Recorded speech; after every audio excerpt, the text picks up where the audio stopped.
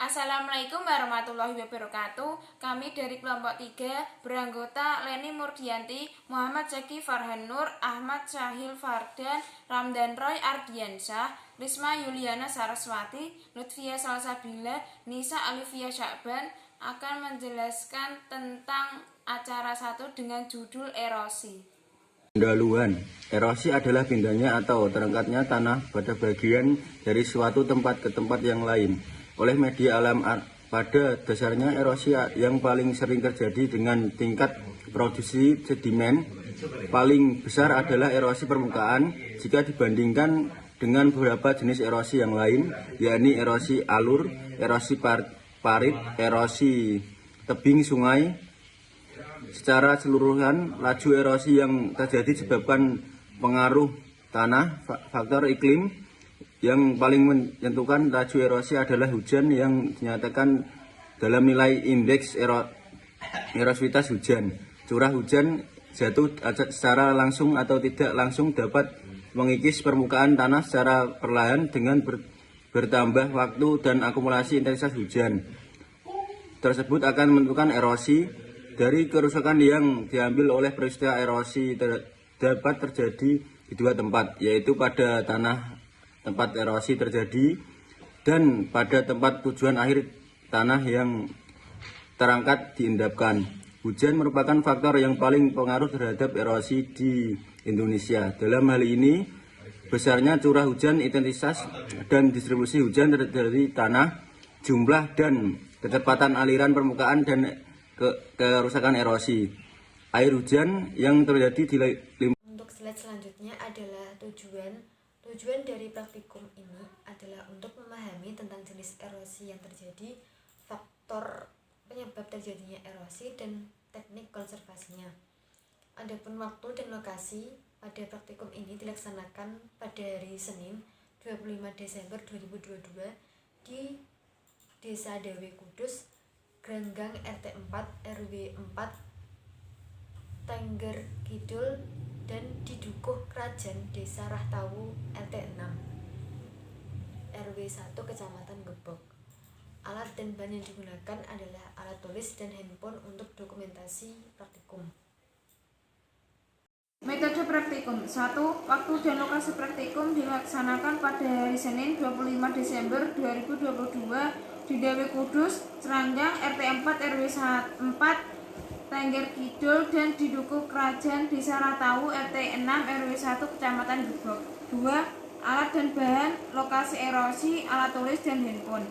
3. Cara kerja, melakukan observasi erosi, mengidentifikasi dan mengambil gambar erosi yang terjadi, melakukan wawancara dengan pertanyaan sebagai berikut. A. Mengapa erosi itu terjadi? B. Siapa yang menyebabkan erosi? C.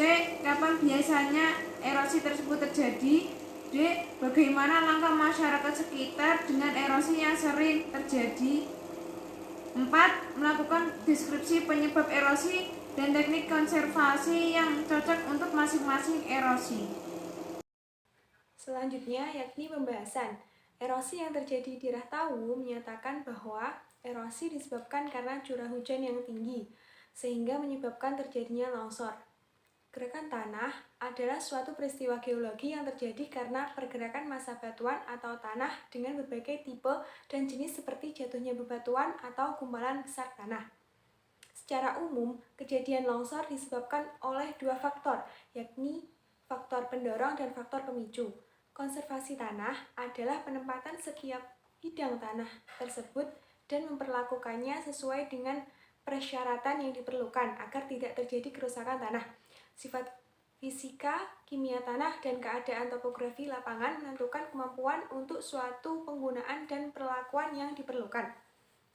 Untuk penilaian tanah tersebut dirumuskan dalam sistem klasifikasi kemampuan lahan yang ditujukan untuk mencegah kerusakan tanah oleh erosi, memperbaiki tanah yang rusak, dan memelihara serta meningkatkan produktivitas tanah agar dapat dipergunakan secara lestari. Oleh karena itu, penggunaan tanah dengan kemampuan tanah dan memberikan perlakuan sesuai dengan syarat-syarat yang diperlukan agar suatu lahan dapat berfungsi secara lestari. Erosi terjadi karena curah hujan yang tinggi dan kemiringan lereng yang curam. Usaha untuk mengurangi erosi dapat dilakukan melalui pemilihan jenis tanaman dan pengelolaan tanah yang tepat, sehingga erosi yang dapat dikendalikan. Dengan adanya tindakan konservasi, memungkinkan dapat mencegah terjadinya erosi pada daerah-daerah rawan akan longsor. Selanjutnya acara 2 dengan judul Kualitas Air di Desa Bacin. Pendahuluan, terjadinya penurunan kualitas air sungai di Desa Bacin, Kecamatan Bae ditandai dengan perubahan kualitas air dan perubahan kondisi habitat sungai tersebut. Hal ini terjadi di mana terdapat perubahan kondisi dan habitat sungai. Hal tersebut diakibatkan karena penduduk sekitar membuang limbah rumah tangga langsung ke sungai.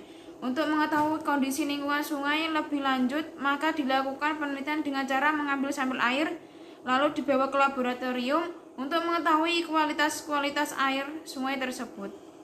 Dengan menganalisa dari beberapa parameter yang diteliti, yaitu dengan mengamati warna, bau, keasaman pH dengan alat pH meter, dan sumber cemaran air tersebut.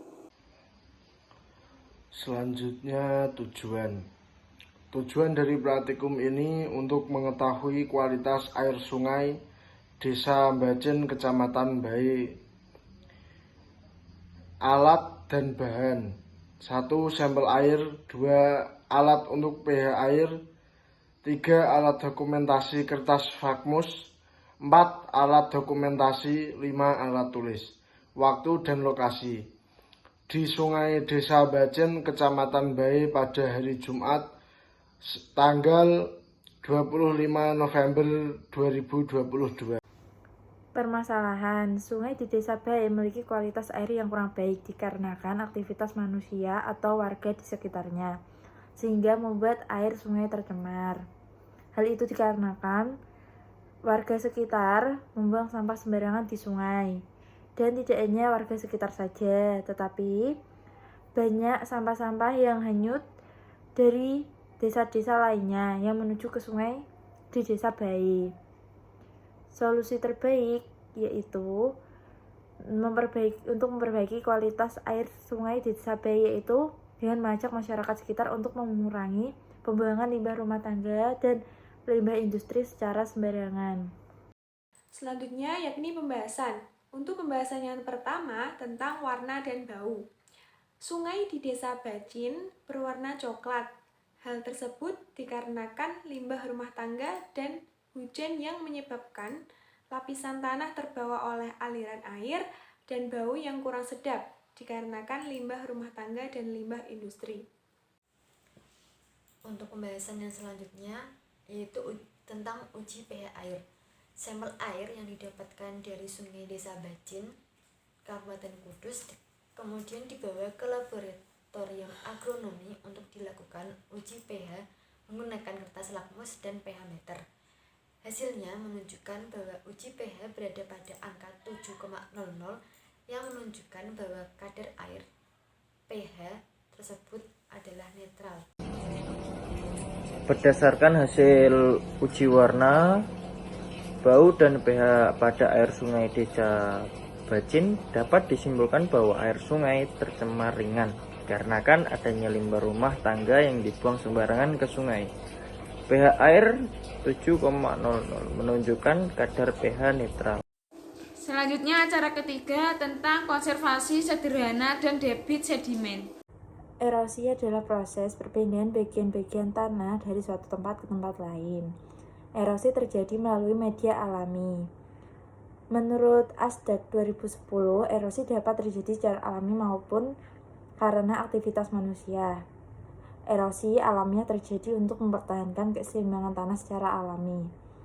Sedangkan erosi karena kegiatan manusia kebanyakan disebabkan terkelupasnya lapisan tanah akibat kegiatan yang bersifat merusak keadaan fisik tanah dan tidak mengindahkan kaidah konservasi tanah.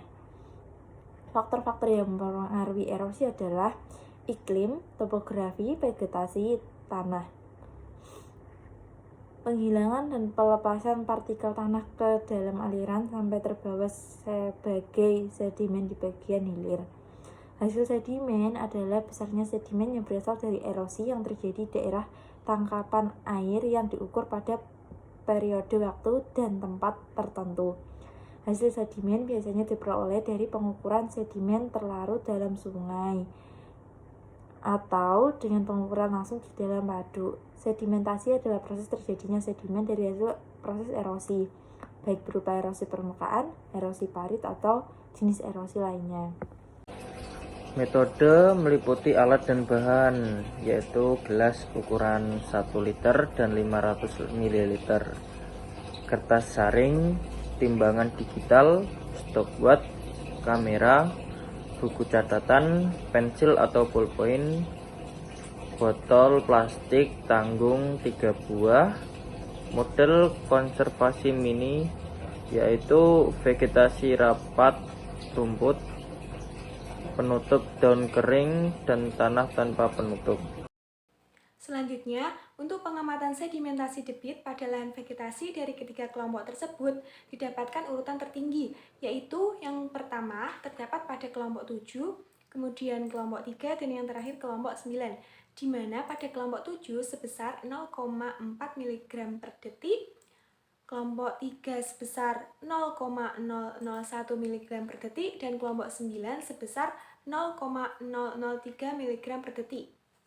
Sedangkan pada lahan seresah, urutan debit sedimen tertinggi berada pada kelompok 3 sebesar 0,0080 mg per detik, kelompok 7 sebesar 0,0073 mg per detik, dan kelompok 9 sebesar 0,0023 mg per detik.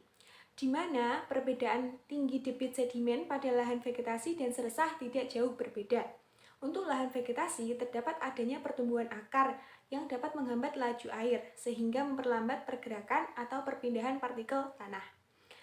Dan dengan adanya pertumbuhan akar tersebut, dapat menjaga stabilitas dan ketahanan tanah, sehingga dapat mengurangi erosi. Sementara, untuk lahan seresah juga hampir memiliki prinsip yang sama dengan lahan vegetasi.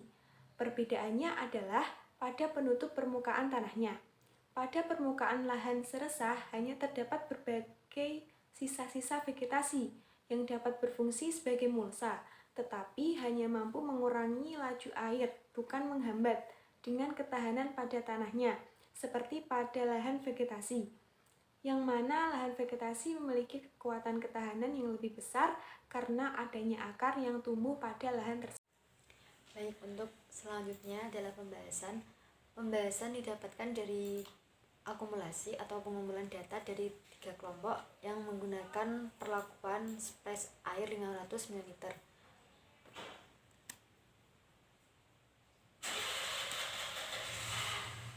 Berdasarkan hasil pengamatan yang telah dilakukan, didapatkan data jenis debit atau QS tertinggi dari ketiga kelompok dan perlakuan 500 ml adalah masing-masing 1,84, 0,45 dan 41,89 mg per sekon, di mana angka tersebut menunjukkan bahwa resiko tinggi erosi tertinggi berada pada lahan gundul.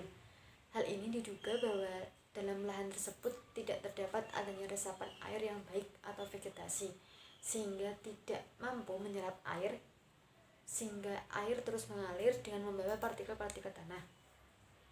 Dengan tingginya tingkat risiko erosi tanah menunjukkan bahwa kualitas tanah pada lahan gundul tersebut tidak baik, sehingga menyebabkan adanya pengolahan tanah yang kurang optimal, di mana hal tersebut dapat terjadi karena tidak adanya vegetasi atau tumbuhan yang dapat membantu perbaikan stabilitas agregat tanah ataupun ketahanan tanah. Hal ini sesuai dengan pernyataan dari Rahman pada tahun 2003 yang menyatakan bahwa pengolahan tanah dan tanaman yang terakumulasi sisa-sisa tanaman berpengaruh baik terhadap kualitas tanah, yaitu terjadinya perbaikan stabilitas agregat tanah, ketahanan tanah atau shear strength, dan resistensi tanah terhadap daya hancur curah hujan atau splash detachment. Selanjutnya, kesimpulan. Berdasarkan praktikum yang telah dilakukan, didapatkan kesimpulan bahwa resiko erosi tertinggi terdapat pada lahan yang gundul dengan tingkat erosi sebesar 41,89 Sementara untuk lahan vegetasi, tingkat resiko erosi masih tergolong aman karena memiliki ketahanan tanah dari adanya pertumbuhan akar. Terima kasih, sekian presentasi dari kelompok kami. Semoga presentasi dari kami bermanfaat bagi kita semua. Mohon maaf jika ada kesalahan kata maupun kalimat yang kurang berkenan.